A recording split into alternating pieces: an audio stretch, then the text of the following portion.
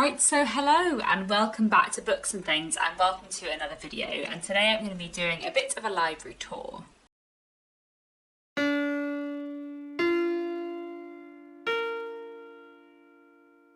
So I've been meaning ever since we moved here to redecorate this room.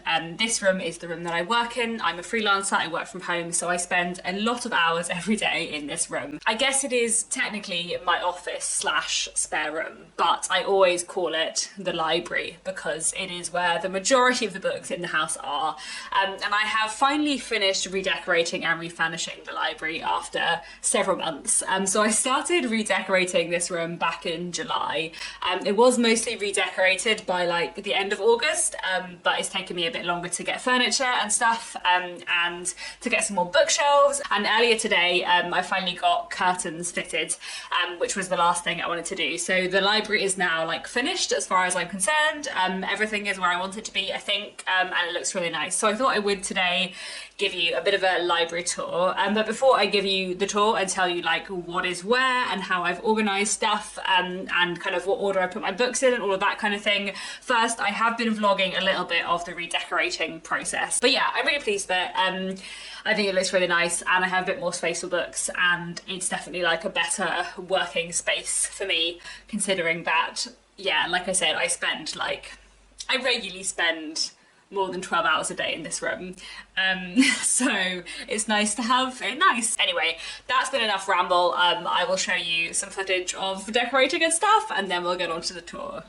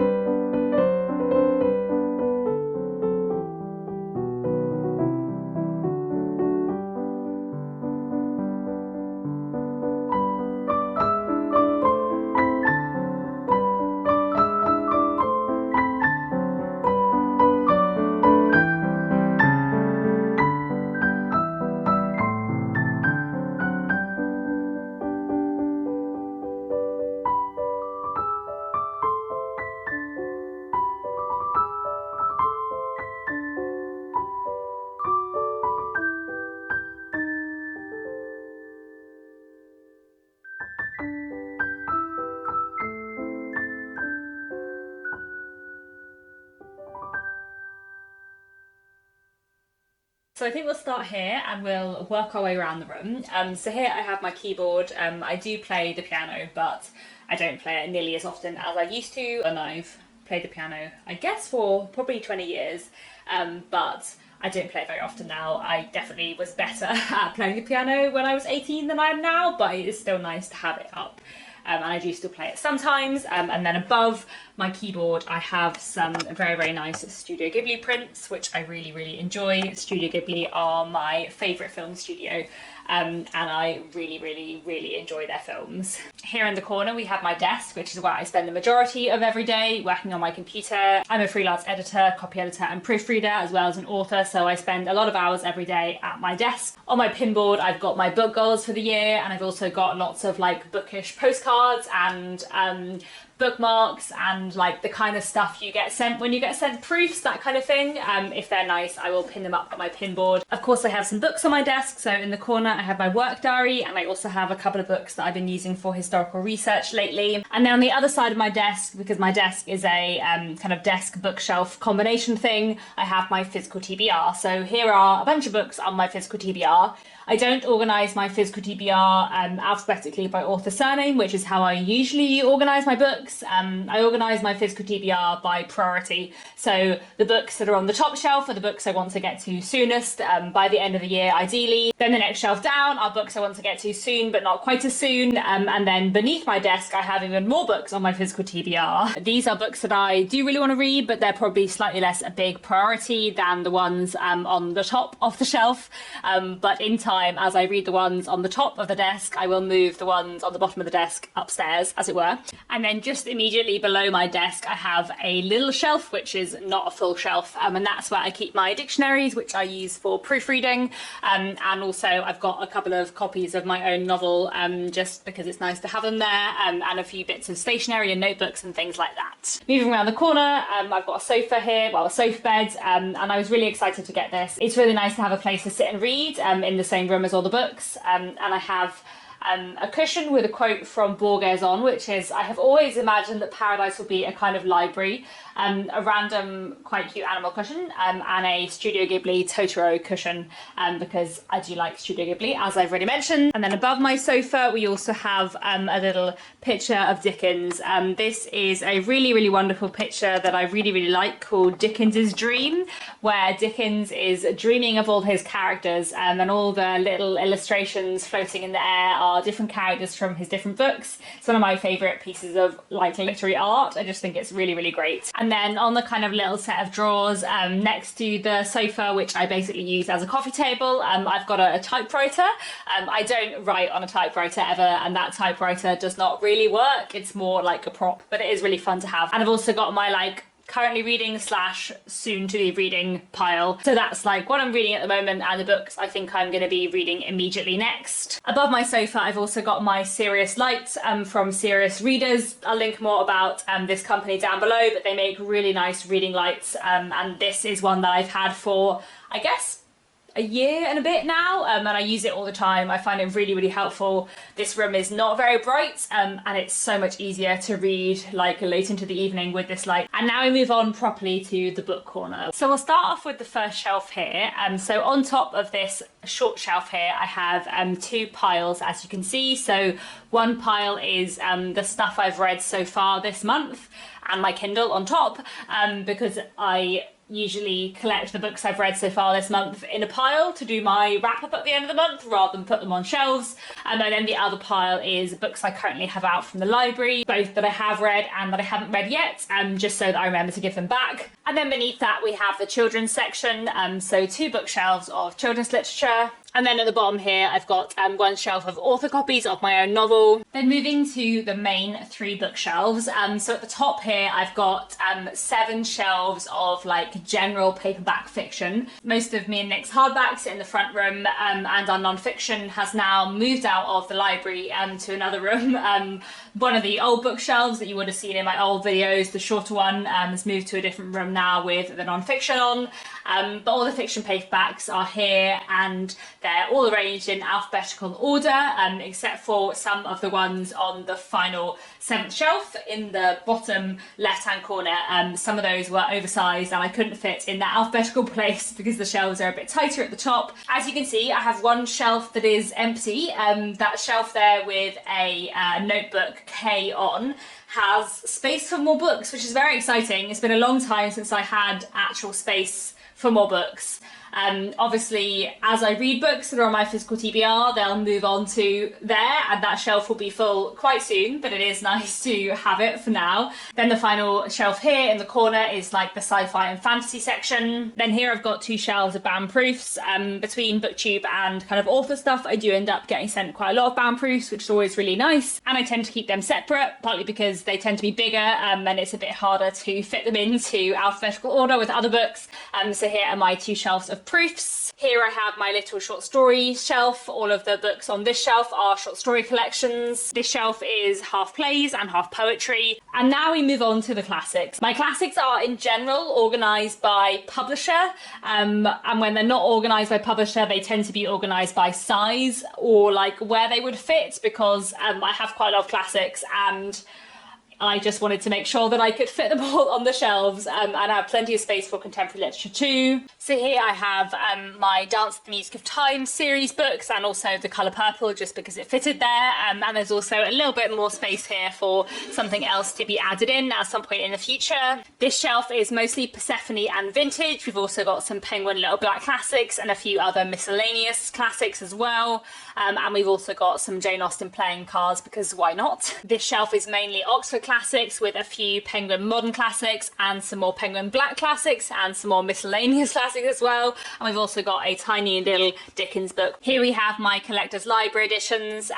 They are quite small and versatile, so I've ended up stacking them on top of each other and stacking them too deep.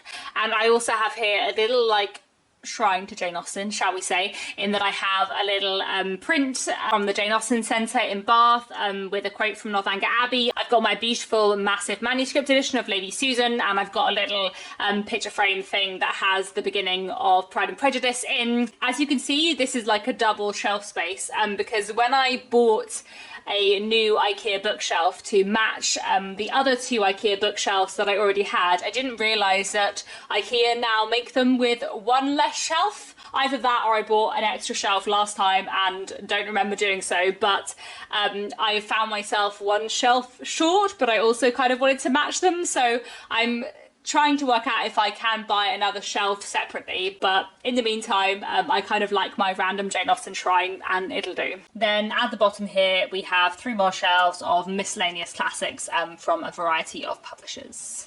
And then we move on to my Penguin Classics bookshelf. So this bookshelf is mostly Penguin Classics. I also have beside it, as you can see, a lithograph print of Wuthering Heights. So this is a print that is depicting a scene kind of from Wuthering Heights with the words of Wuthering Heights. I will link the company down below because they do really, really cool designs. And then over here we have many, many Penguin Classics. So this bookcase is basically dedicated to Penguin Classics and like special editions, really special editions of classics. So the first 3 shelves are mostly Penguin Black Spine Classics. I really, really like the Penguin Black Spines. I think they're really, really good editions and they have a really, really big variety. So for example, I've got like the complete works of Charles Dickens basically in this edition, and it's quite hard to find that many other nice classic editions that also have the complete works of Charles Dickens in. I think I've also got all of the Bronte books in this edition, and I've also got Gaskell's novels in this edition. I would at some point quite like to get like all of Thomas Hardy's books in this edition too, but I don't have them at the moment. So then in the corner here we've got a few different things. So I've got 3 books published by Hono Press or by Amy Dillwyn. I put them over here because Hono's classics have black spines, so I thought they went quite well with the Penguin Black Spine editions. And then I've also got 2 older Penguin Black Spines in the older design. And then I've got a really special edition of A Christmas Carol tucked away in the corner there. And then on the bottom 2 shelves here I've got other special editions. So I've got quite a few Folio Society editions of classics. I've got some actual like old books that are you know, properly old. I've got some penguin cloth bounds, and I've got a really nice edition of And Then There Were None by Agatha Christie. I've got some Japanese language editions of Banana Yoshimoto's books. Not that I can read Japanese, but I do love Banana Yoshimoto's books in translation a lot. And generally these two shelves are just kind of for special miscellaneous books. So there we go, that's the end of my library redecoration vlog slash library tour. I hope you found this video interesting. It's really nice to finally have this room in a nice state because, you know, like I said, I spend so much of my life in this room, and it's nice to have a new like filming area as well. I quite like, I think, filming here surrounded by books on many sides. That feels good. I need to work out the lighting and stuff, but you know, for now I think this is a decent setup, hopefully. So anyway, I think that's all for now. Thanks very much for watching, and I'll be back very soon with another bookish video.